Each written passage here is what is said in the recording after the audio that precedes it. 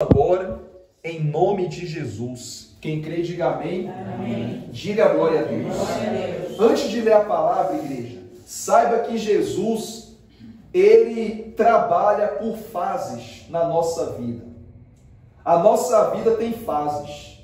Tem a fase baixa, a fase média e a fase alta. São três fases que a nossa vida tem. E quando Jesus escolheu os discípulos e escolheu o povo, cada um enfrentava uma fase. Você tem uma ideia? Quando Jesus escolheu Mateus, o apóstolo Mateus, Mateus estava numa fase muito baixa, porque ele era cobrador de impostos.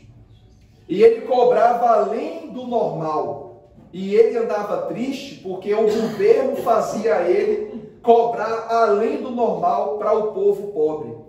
Então, internamente, ele estava numa fase o quê? Baixa, ele estava triste, ele fazia aquilo porque era o emprego dele. Mas ele não queria continuar só negando, enganando o povo. E aí, Jesus escolhe logo quem? Ele. Tirou ele da fase baixa, colocou ele na fase média, porque virou discípulo, depois colocou na fase alta, quando foi cheio do Espírito Santo. Então, todos nós temos fases. A pequena, a média e a alta. Uma coisa boa é que não importa a fase que você esteja a passar, em todas elas Jesus está contigo. Amém. Se for a fase baixa, Jesus está contigo. Se for a fase média, Jesus está contigo. Se for a alta, continuará contigo. Diga glória a Deus. Glória a Deus. E isso a gente aprende com a palavra de Deus. Repita comigo, eu aprendo a vencer na vida com a palavra de Deus. E para você entender, diz assim, ó, Mateus capítulo 14, versículo 22. Mateus 14, versículo 22. Quem encontrou, diga amém. Amém. Diz assim, ó, logo a seguir, compeliu Jesus os discípulos a embarcar e passar adiante dele para o outro lado, enquanto ele despedia as multidões. Então olha para mim, para você entender. Jesus tinha feito uma reunião, tinha pregado, abençoado o povo, e ele já estava se despedindo, falando, ó pessoal, semana que vem vai ter outra reunião, só que agora eu vou para outro lado. Ele chama os discípulos e faz eles passarem para outro lado, embarcarem com o barco para um outro lado. Onde eu quero chegar com isso? É que Jesus, o que ele mais quer na minha vida e na sua, é que a nossa vida passe por uma mudança. Houve aqui uma passagem, passar para o outro lado, passar de um local para o outro. Jesus quer uma passagem também na sua vida. Ele quer que você passe da fase difícil e passe para uma fase boa. Ele quer que você passe da fase de tristeza e passe para uma fase de alegria.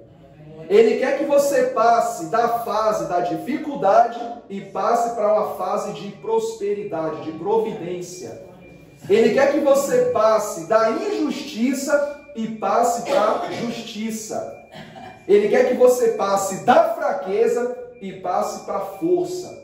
Ele quer que você tenha uma passagem. E eu pergunto para a senhora e para o senhor, o que é que você quer que passe na sua vida? Cada um aqui quer que algo passe na sua vida. Ó pastor, eu quero que passe a tristeza, a depressão, a ansiedade. Eu quero que passe a preocupação. Eu quero que tudo isso passe. E venha uma nova fase na sua vida. A reunião de hoje é profética. Jesus vai lhe dar a unção da passagem em nome de Jesus. Diga glória a Deus. Vai ter que passar. Diga comigo, a minha vida vai passar da fase ruim para uma fase maravilhosa. Quem crê nisso em nome de Jesus? Então ele reúne os discípulos e fala, olha, vamos passar para o outro lado. Vamos ler de novo o versículo 22. Logo a seguir, compeliu Jesus os discípulos a embarcar e passar adiante dele para o outro lado, enquanto ele despedia as multidões. E despedidas as multidões, subiu aonde? Ao monte, a fim de orar sozinho. E caindo a tarde, estava ele só. Olha para mim, igreja. Isso aqui é um exemplo de que há decisões que você vai ter que tomar sozinha, sozinho. Você vê que ele mandou os discípulos ir na frente, passar para o outro lado. Ele se despede da multidão e a seguir ele vai para o monte. E a Bíblia deixa claro que ele foi orar e estava ele só. Ou seja, ele foi orar pedindo o quê? Sabedoria, pedindo paciência a Deus, pedindo força, pedindo unção. Ele foi orar pedindo a Deus para abençoar a vida dele. Jesus dizia: Pai, abençoe minha vida, porque eu quero levar a tua palavra para abençoar outras vidas. E aqui fala que ele estava o quê? Sozinho. E há momentos assim. Você tem família, tem conhecidos, tem pessoas ao seu redor, mas tem coisas que é você sozinha, é você e Deus. Pode ter alguém do seu lado que você ame, mas tem coisas que é só você e quem? E Deus, é você sozinha. Ou seja, Jesus fez isso.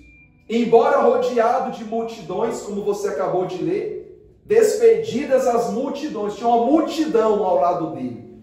Tinha além disso os discípulos, mas agora ele estava o quê? Estava sozinho. Está vendo aí? É assim a vida. Você é rodeado de gente, mas chega uma hora que é só você e Deus. E ainda bem por isso, ainda bem que você tem Deus para estar contigo quando estás só. E embora ele tinha pessoas ao redor dele, mas naquele momento ele precisava somente da presença de Deus.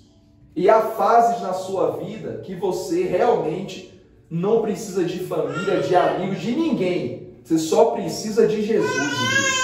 É verdade ou não é? Sim. Não estou dizendo que você vai desprezar a tua família, não é nada disso não. O que eu quero dizer é que há fases e momentos na tua vida que você precisa só de Deus no seu caminho. Porque a família e os conhecidos não vão poder resolver coisas que só Deus pode o quê? Resolver. Diga glória a Deus. Amém? Continuando, diz aqui, ó. Entretanto, o barco já estava o quê? Longe. O barco estava longe. A muitos quilômetros da terra. Açoitado pelas ondas, porque o vento era o quê? Contrário. Então olha para mim. O barco estava longe de quem? De Jesus. E por estar longe, o vento era forte e era o quê? Contrário. Esse barco simboliza a gente. Quando a gente fica longe do Senhor, o vento aumenta e a pancada é mais forte. Fica tudo ao contrário. Então não fique longe do Senhor. O barco estava distante. E por causa disso, não havia a presença de quem? De Deus. E por conta disso, estava tudo dando o contrário, tudo dando errado. E é verdade. Na nossa vida é a mesma coisa. Se a gente se afasta de Deus, começa a dar tudo errado na nossa vida. Se a gente se aproxima de Deus, o que estava dando errado, vai resolver e vai dar certo em nome de Jesus. Então não fique longe do Senhor. Se aproxime dele a cada dia. Amém? Amém. Continuando aqui, ó. Na quarta vigília da noite, foi Jesus ter com eles, andando por onde? Por sobre o mar. Olha que poder. Jesus orou ao Pai. Preste atenção nisso, hein? Foi a primeira vez que Jesus andou sobre as águas. Você vê que tudo aqui era por fases. Primeiro ele abençoou o povo. Depois mandou os discípulos irem na frente. Depois ele foi no monte orar pedindo a unção de quem? De Deus. Ele desce do monte, o barco está longe. E o que ele faz? Vou andar agora sobre as águas para alcançar os discípulos. Isso mostra o quê? Que quando a gente está na presença de Deus, coisas sobrenaturais acontecem. Coisas grandes acontecem. E é isso que Deus quer fazer na nossa vida, igreja. Coisas maravilhosas. Repita comigo, eu quero receber coisas maravilhosas do meu Deus. Quem crê que vai receber em nome de Jesus, pode crer de coração. Amém? Aí diz aqui, ó, o versículo 26. E os discípulos, ao verem-no andando sobre as águas, ficaram aterrados, ou seja, assustados, e exclamaram: é um fantasma. E tomados de medo, gritaram. Igreja, olha para mim. Talvez você diga: como é que esses homens cheios de fé, cheios de coragem, se assustam com Jesus? Você vai entender agora. Era madrugada, o vento estava forte. Não é normal ver alguém andando aonde? Até você ia se borrar de medo, desculpa a expressão. Você está lá no barco, há anos que você é um pescador, uma pescadora. Só vê peixe, tubarões, só vê os animais lá do mar. De repente vê bem longe uma sombra andando sobre a água. Você vai pensar o quê? Meu Deus, é um fantasma, só pode ser um fantasma. Então esse cara o quê? Cheios de medo, igreja. Desesperados. Porque eles nunca imaginariam que Jesus iria andar pelas águas atrás. Eles nunca tinham visto isso, foi a primeira vez. E eles pensaram assim, ó, se o mestre ainda não chegou, o mestre vai descansar e amanhã a gente vê o mestre. Mas não, Jesus naquela madrugada quis dar uma lição para os discípulos. Uma lição de quê? De que quando coisas surgirem, eles precisam manter a fé. Estava tendo ali o vento ao contrário, o mar estava bravo, e eles precisavam da proteção de quem? De Deus. E na nossa vida é igual. Nem sempre na nossa vida o mar está calmo, as coisas estão calmas. Nem sempre. Eu não digo que todo dia está mal, mas tem dias que está mesmo mal. Você sabe disso.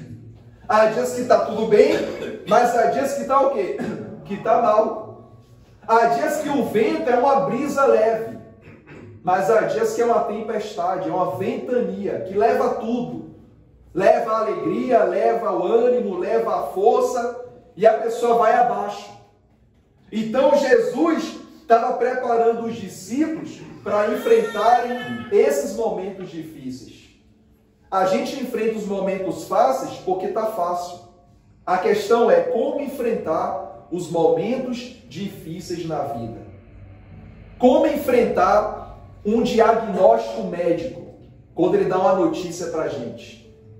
Como enfrentar uma perda financeira, uma perda familiar, uma perda de um emprego. Como enfrentar a perda do ânimo. Há pessoas que perderam o ânimo de viver. Estão em depressão, com esgotamento, não querem mais lutar pela vida. Então, como é que a pessoa vai vencer essa tempestade? Só com a presença de quem? De Deus. E Jesus, então, anda sobre as águas, os discípulos pensam que é um fantasma. Continuando, diz aqui, ó. Mas Jesus imediatamente lhes disse: tende bom ânimo, sou eu, não temais. Olha para mim agora. Agora eu vou te falar uma coisa muito forte.